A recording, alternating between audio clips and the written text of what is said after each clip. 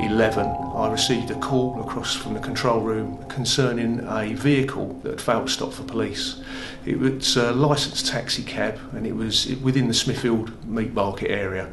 I responded to this, and as the calls came through that the vehicle was driving dangerously and driving towards people and hitting parked cars, my concern was this another terrorist attack? When I got out of the vehicle and went to the driver's side of that suspect vehicle, the window was down and there was a lone driver within that vehicle. He was non-compliant and refused to get out. He then started to make a reach for the glove compartment, the side door compartment. With my previous experience as a firearms officer, this really put the hairs up on the back of my head, and I believed that he was reaching for a firearm at that particular time because of his behaviour. As he reached down for that, I made the assessment I can't let him get to that. I couldn't back off at that time because if he did get the firearm, then myself and the officers would be in trouble.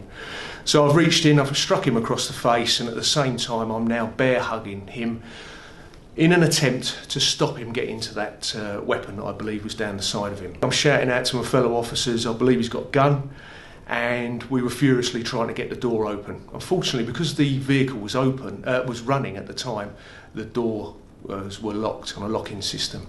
I continued to struggle with him, and fellow officers had deployed pepper spray onto him. That was non-effective at the time. And then as they went round to the other side of the vehicle, I was fighting at that time, I believe, for my life, and he managed to get an arm free, and at which point then I had a liquid thrown in my face. It was a volume of liquid that covered the whole of my face, and I swallowed some of it. I was immediately incapacitated. My throat was burning, I couldn't breathe, I was immediately blind, and I dropped to the floor in the middle of the junction. My worries were now that he was getting out and he was going to finish me off. So at that time, that's what was going through my head at that time. I cannot see, and I'm struggling to breathe at this particular time. I'm then made aware from what's happening around me that he'd run away from the vehicle and officers were giving chase at that particular time.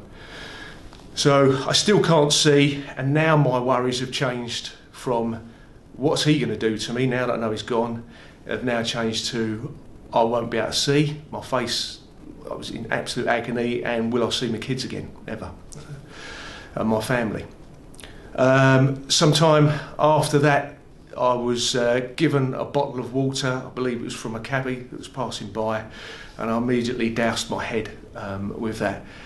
I wanted to get my police dog out of the vehicle and help with the chase, but I was unable to at that time because I was totally blind.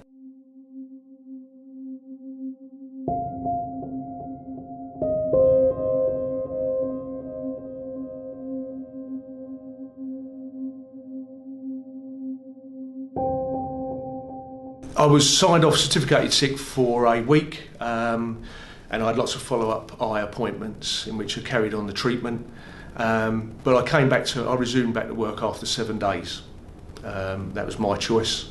My feelings on returning to the street, no, I'm fine with it. But out of every incident, we should learn from it. And does it make me more cautious? I'm more cautious over persons carrying liquid bottles and things like that, and cautious about my distance. But I'm not going to change the way I go about doing my duties. My advice that I would give to any officers that are out there that are approaching anyone, that just look at, have they got bottles around them? They may be innocuous bottles such as an Evian bottle or Lucozade, but what have they got in there? So just give yourself time and distance and make an assessment of what is that bottle there for. It may well be innocent. For treatment of the victims, whether it be acid or ammonia, in my case, the only thing you can do is to irrigate. So water is the key, and obviously seeking immediate professional medical help, which in the form of dialing 999.